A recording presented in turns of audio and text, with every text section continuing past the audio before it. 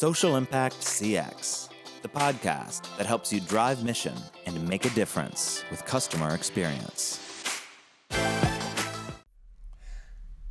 Hello, everyone, and thank you for joining me for episode 39 of the Social Impact CX podcast. I'm John Corrigan, and I'll be your guide to how you can drive mission and achieve social impact with customer experience work. As always, I do appreciate that you've taken the time to listen in, and I hope that you enjoy this episode, which is the second half of my conversation with pharmacist Logan Murry. I must say that when Logan and I first started talking about what turned out to be our collaboration here, at first I did not really understand what all he'd be doing, but this has been a really interesting experience working together. So for those of you that have not yet had a chance to listen to part one of our conversation in episode 38 of Social Impact CX, Logan Murry is a pharmacist and is also presently working on his PhD in the field of pharmacy at the University of Iowa. And he's recently completed some really interesting journey mapping work, which we'll be talking about. In my other daily work outside of this podcast, I'm founder and CEO of a startup company called Journey Map L3C, which is a cloud-based application that can do journey mapping work in a more affordable and accessible approach. So that what is traditionally fairly expensive work, many times found in a Fortune 500 type environment, the Journey Map application that lives in the cloud is specifically designed so that customer experience work, such as measuring empathy and emotion, and then mapping a journey of a patient or consumer, which is typically fairly expensive work to do, that can be done in places with a smaller budget, a smaller footprint, like perhaps a community pharmacy, which is where Logan used the Journey Map application to map the journeys of retired people selecting a Medicare Part D plan. And he focused on better understanding the experiences of those patients and customers as they engaged with getting some advice from a community pharmacist so as to select the best Medicare Part D plan for themselves. And Logan's findings are really interesting, covering territory ranging from medication adherence and outcomes, which are important subjects in the world of pharmacy, to even broader subjects such as patient experience and social determinants of health. Because if a retired person can't afford his or her prescriptions, well, that's a huge impact on whether or not they may be able to maintain their own health. Logan is an interesting guy, and in our conversation I discovered he's focused on mindfulness and meditation, and since I always start each episode of Social Impact CX with a moment of gratitude, for this episode I'd like to express my gratitude for a woman by the name of Sharon Salzberg, who is really a significant figure in the world of meditation. She has books and recordings, and she speaks. If you're not familiar with Sharon Salzberg's work, you should really look her up. Sharon Salzberg has been really important to my own personal exploration in meditation and mindfulness. And when I think about the short list of people I've listened to in my headphones a lot, and I do mean a lot, Sharon Salzberg would rank right up there, maybe just after Bono and U2, at least for me, which means I've heard her through my headphones a lot. So let's get back to this interesting conversation with Logan Murry about his journey mapping work in a community pharmacy and what he found using Journey Map. So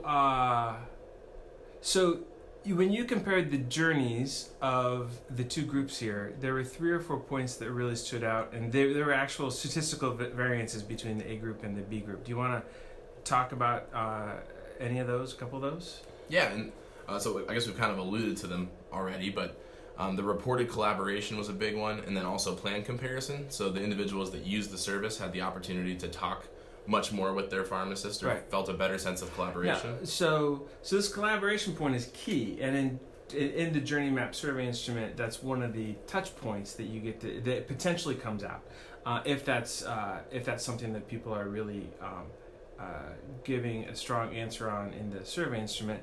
And so that the lower income group A, actually clearly had a sense of stronger collaboration with their advisor, which was the pharmacist, as opposed to the Group B, which is slightly higher income, and they were talking to probably somebody outside the pharmacy, but they did not have as strong of a collaboration response. Is that correct? That's correct, yeah. And so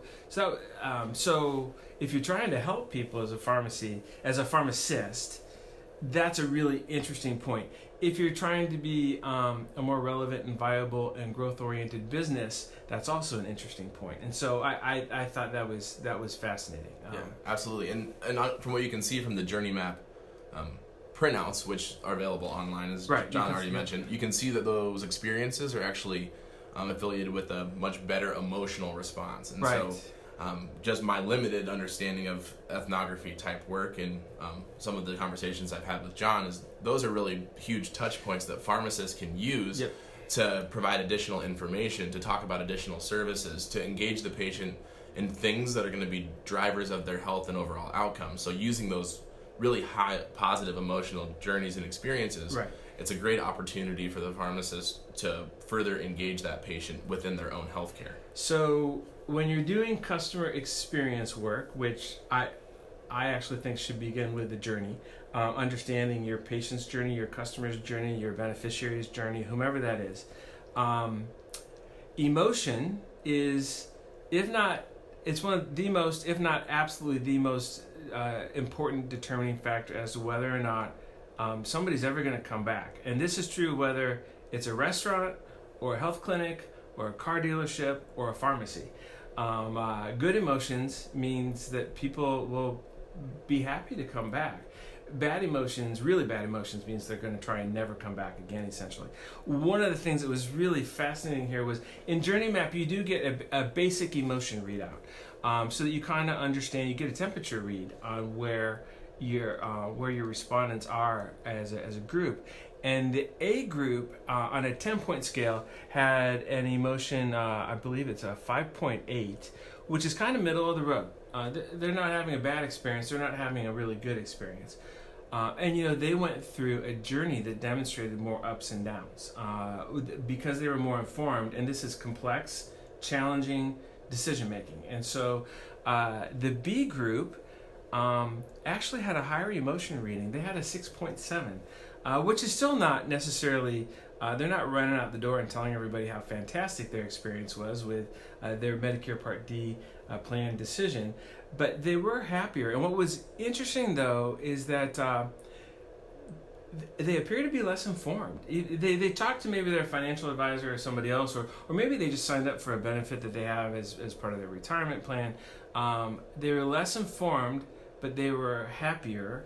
So what was fascinating is that the people had better emotions when they were kind of unaware of exactly what was going on, which customer experience work and customer journey mapping allows you to have a unique view into usually some pretty complex environments with your customer. What people can have conflicting feelings and thoughts in that. And so I would interpret the findings here as, even though Group A was a little less comfortable and their emotion score was somewhat lower, we have insights now about how to engage with somebody who could really use this help. I think we also have insights about the slightly higher income group that's happier. There's probably an opportunity to engage them somehow of, have you had a pharmacist help you with this? Because it's a different view. It's a different set of skills and insights and information that they have to offer in helping you select a Medicare Part D plan. Again, looking at the individual that used the service with the 5.8 emotional scale, really what that kind of tells us is that this was a really challenging decision, and it's associated with financial implications throughout the duration of the year. What's interesting, though, is who finds any part of healthcare insurance easy? And so I think that's a very clear and honest response, I think. So, because this is not easy. But the group that engaged with probably their financial advisor, or they just re-upped for an offering in their retirement plan, they were a little happier, but they were less informed on what is a very complex subject and complex decision. Mm-hmm. And as we saw within the actual statistical analysis, the individuals that used the service had more collaboration and more plan comparison. And so by doing that actual plan comparison might increase the individual's uncertainty about which particular plan would be best for them. But if they were to choose the best plan based on the pharmacist providing that information, then overall they'd be better off financially and then subsequently happier. Sure, absolutely. But they would just know it. And they would know it. And I don't think that the B group is necessarily someone of we don't know for sure that they're someone of unlimited means, and so the cost difference there could absolutely be significant to them as well too. And so, all right. Any other highlights from the data points in the middle of the journey here that you want to share? I think just overall in summary, I think that it was just really interesting. The journey map also kind of gives us these empathy ratings and the various emotional responses that individuals go through, and the people that didn't use the service had much fewer of these emotional responses. I agree. That was very interesting. The B group, there's just fewer outputs in terms of what they were responding to, what they were reporting out about what they were thinking or feeling or hearing or seeing, or what they saw as a pain point or an actual gain from this experience of selecting a Medicare Part D plan. The A group, however, when we see there's a list almost under each category of what they were thinking and feeling or hearing and seeing, what they recalled from this whole experience. And we're talking again about the journey to picking a Medicare Part D plan, which you might not think of as a journey, but it sure is. And Logan knows this from his grandparents, and I know it from my mother. Yes, absolutely. It's a journey. There's a lot involved here. And then the A group really had quite a list of pain points, and so I thought that was a very interesting takeaway. There were definite things that they recalled from the experience of selecting a Medicare Part D plan, even though they were using a highly qualified resource like a community pharmacist. There were tough points that they recall as pain points, but they saw more gains also though than what the B group saw. So, and then again, John, just to kind of bring up the Medicare Part D thing and contextualize it, that for an individual that is consistently earning income, $400 a year, the average that an individual could potentially save might not seem like a tremendous amount. Right. For a fixed income individual, that's the opportunity to go see your grandkids, to go see your kids. Yep. To take that one trip of the year or to pay for that one thing that you otherwise wouldn't be able to. So really from a quality of life standpoint, that amount of income is hugely tremendous. And so you can imagine how that uncertainty of that income really affects the emotional journeys. And so while Medicare Part D selection, especially as a 26-year-old, not a journey for me. Correct. I've seen the journeys that people go through while trying to make this selection, and it's obviously a huge challenge for them to do so. And so yeah, exactly. This is real impact on people's lives. So, and I think one of the gains that the A group that engaged with the pharmacist noted that the B group didn't was actually they saw that there were good choices, and I think that B group that was less involved, they might have turned over the decision to a financial advisor or somebody else. They did not see as a gain of that experience as a good choice being out there. And so I thought it was really interesting that the group that did talk to the pharmacist to help them select a plan, they actually reported out that there was a good choice to be had. So the amount of data that we were able to gather and the insights that you can actually get from such a small sample, relatively speaking, were really interesting and provided a lot of good insight that we're hoping to be able to take back to the pharmacy to actually kind of make some of those service changes that are going to lead to higher utilization and subsequently better outcomes and experiences with a consultation service of this nature. All right.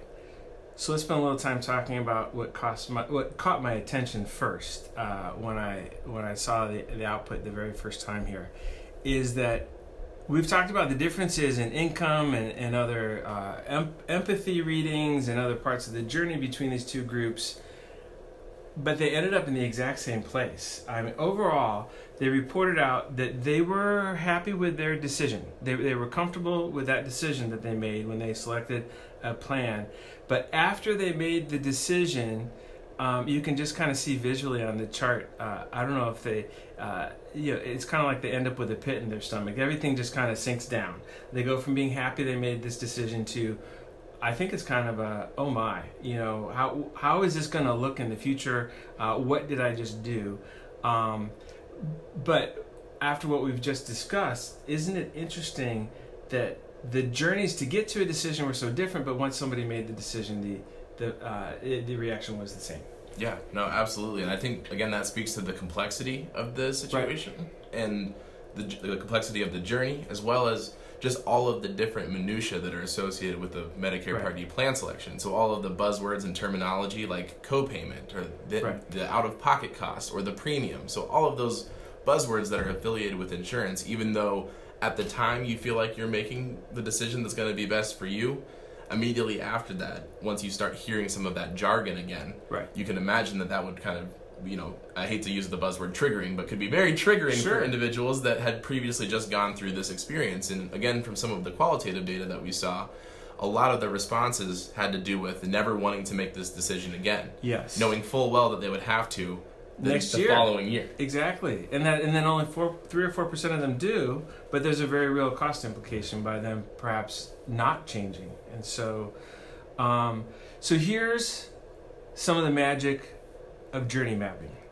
People ended up in the exact same place, but as a community pharmacist or someone who's focused on the social impact aspects of healthcare, if you want to engage with somebody to make a difference, and making a difference could be helping somebody out, it could be actually offering a new and innovative service that maybe helps your community pharmacy as a business, whatever that is to you. If you want to understand where is the best place to engage, you have to understand the journey. The place to engage is many. So when you see negative points on a journey map, it's a high stress experience, somebody has reported this was bad. If there's an opportunity for you to fix that, whatever that is, you should. If it's getting access to information, or if someone feels like there's no one to talk to, meaning there's no collaboration opportunity, they don't know where to go, those are things that you and your team can come back once you understand that and think about, how do I fix the problem? One of the really interesting things from the field of customer experience work, though, is that where there's a positive experience, where people feel good, and this is where big for-profit companies that use customer experience work to lead their market space, to really redefine an industry sector, whatever it is that they're doing, where people are happy, where you've made somebody feel good, that's where you should engage. You have, these are very consumer market type concepts here. You have opportunity for affinity and loyalty. If you're a for-profit company, this is where you're going to ask somebody to buy more. You're going to upgrade, upsell, you're going to move someone to a monthly service plan, whatever it is you're trying to do with somebody. The place to do that is where people feel good already. You shouldn't do that where somebody feels bad. And so the fact that the journeys here between the A and the B group, they might end up in the same place, but they were so different along the way, really, I think, would give insights to a community pharmacy about if you know something about your retired patients' customers, the places to engage are where you see the high points on this journey, and you, if someone feels as though, oh wow, I can collaborate with my pharmacist, this is good, I really hadn't done this before, that's a place to do more and do better potentially, whether that's for the patient or whether that's for your community pharmacy business. And so it's really, I think it's fascinating. And then understanding that B group, which has a higher income, and from the comments, the verbatims, we know that they're probably turning to an advisor outside of the pharmacy. Understanding where they were more comfortable is also your opportunity to potentially engage with them too, and they might be two different places. And so that's the value of looking at a couple different groups and being able to compare and contrast. But also, it doesn't matter if you're a nonprofit or for-profit, whatever you're doing, nobody has resources to do everything for everybody. So if you understand a couple of your key constituents, your audiences, and then you have better insights of, this is where I should really engage with group A, and this is where I should really engage with group B. Those are tremendous insights to have when you look at innovation and new service offering, I think, in a community pharmacy, which could absolutely be focused on social impact, social determinants of health, or it could be just how you compete as a business and you stay relevant in a very dynamic marketplace. So yeah, and John, some of the points that you touched upon there popped up some thoughts in my own mind, coming from Iowa pharmacy legend Bob Osterhaus, actually. Right. What's good for the patient is good for pharmacy. Right. And so I think that what Journey Map has allowed us to do in understanding the patient's experience through this selection process, like you said, was identify some of those low points. And so what are the ways that the pharmacy can look at that uncertainty about plan selection, and how can they improve that component of their service? And so whether that be a brief like follow-up phone call to discuss how their plan coverage is currently going, if they have any questions about their coverage, those types of things allow the pharmacies to kind of develop a more patient-centered model around that service. Yep. And then subsequently improve the service in a way that is meaningful, both from a business standpoint, but also from a patient engagement standpoint. And so I think that that's kind of the interesting component here, where the rubber meets the road, if you will, from a consumer/patient standpoint and how they're engaging in the pharmacy. So truly, what's good for the patient in this instance is also good for the pharmacy, because we're developing stronger relationships between the two groups. Right. And that can subsequently drive outcomes, adherence, all of these quality measures that we've been talking about so consistently, but are having a harder time getting into actualization. Right. So community pharmacies can be, family-owned businesses that have been cornerstones of their many times rural communities for decades and decades and generations. But also, you brought up some really interesting thoughts about how these findings apply to even some pretty new and emerging concepts like sharing economies and that. Do you want to share some of your thoughts about that? Yeah, absolutely. And so as we progress into the digital age, what we're seeing in terms of value and in terms of overall usefulness of different markets and economies that are existing is the concept of the sharing economy. And so really what this is as we develop and create additional things, in order for other individuals to access them, is a component of shared as opposed to ownership. So companies or platforms can share data, can share resources as opposed to purchasing them. And so from a community pharmacy standpoint, especially an independent community pharmacy standpoint, it's particularly challenging for them to have the resources to develop 12 new innovative services that are going to serve patients and change the way that they're practicing.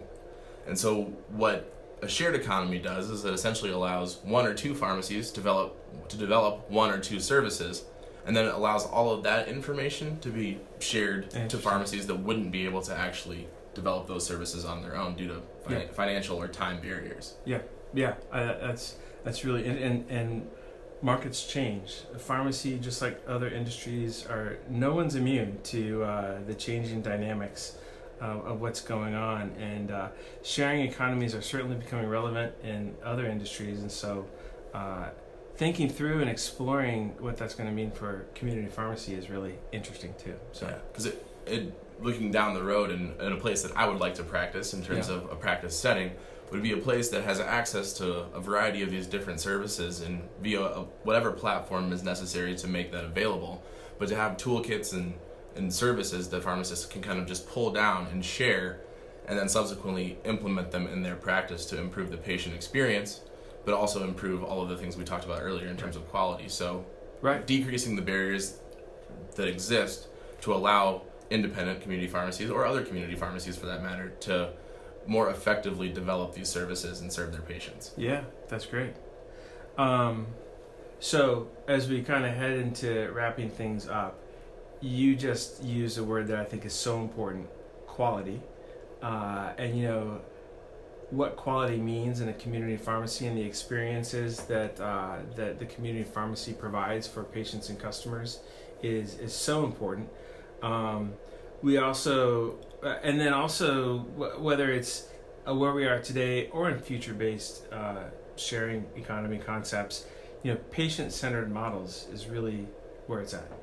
And it's just so important. And understanding a journey map offers tremendous opportunities to gain insights into what a patient-centered model could really be all about. And so let's come back to a couple of the other things we touched on. Recap for us what this research meant, or the implications you think are when it comes to outcomes and medication adherence. So utilizing a Medicare Part D consultation service has led to decreased out-of-pocket costs for patients, has led to increased adherence, and also increased plan switching tendencies. And so we know most individuals could benefit from switching plans, but the vast majority do not. And so utilizing a service of this nature has led to those things. Right. And then certainly one of the findings that I think is most compelling here is we're talking about whether or not real people can afford the medications they need in order to maintain their health. And that speaks directly to social determinants of health, which is certainly, I think, one of the big issues of our time. And so understanding a journey can help you better serve the people in your community, in your pharmacy as well, too. So, and then in addition to that, John, we haven't mentioned it here, but Flip the Pharmacy. Oh, yeah. And some of the enhanced pharmacy networks and enhanced pharmacy services that are currently very popular in terms of just discussion. This can potentially contribute to some of those things as well. Explain what it means, this idea of Flip the Pharmacy. Yeah, and so Flip the Pharmacy essentially is an ongoing movement that is trying to get pharmacists and pharmacies away from a more historic dispensing model. And so while the medication and the dispensing process are obviously hugely important for overall patient health and outcomes, there's additional things that pharmacists can and have shown to be able to do to improve overall patient health. And so those are things like additional services such as a Medicare Part D consultation service, or other services that are more clinically oriented in terms of complete medication review or comprehensive medication review, additional services of that nature that pharmacists have shown benefit in doing. Right. And so trying to get more pharmacies to offer those types of services and flipping the traditional pharmacy model. So when you flip the pharmacy, then hopefully it's the patients and the customers who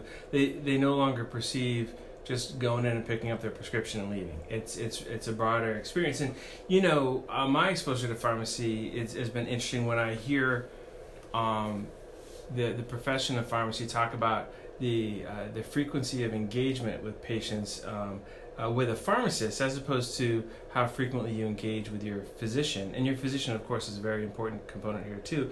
But there is a real opportunity in pharmacy for pharmacists to view how they engage and how often they engage with patients as an opportunity to bring more value and do more good and do better things for people. Exactly. And I think, again, just like quality is a huge word, value is another huge word. Yeah. And so can we get pharmacies to offer services that are both high in quality but also high in value? And so are they having meaningful and impactful effects on our patient populations? And so really driving those two buzzwords, quality and value, those are hugely important in terms of developing these types of services and developing that patient-centered model that's going to eventually make the patient the most important component, which they really should be from a quality and value standpoint. That's it. And I recently had a chance to talk with journey mapping expert Carrie Bodine, and one of the parts of our conversation is that when you're exploring what a journey map is, one of the most important things is that you recognize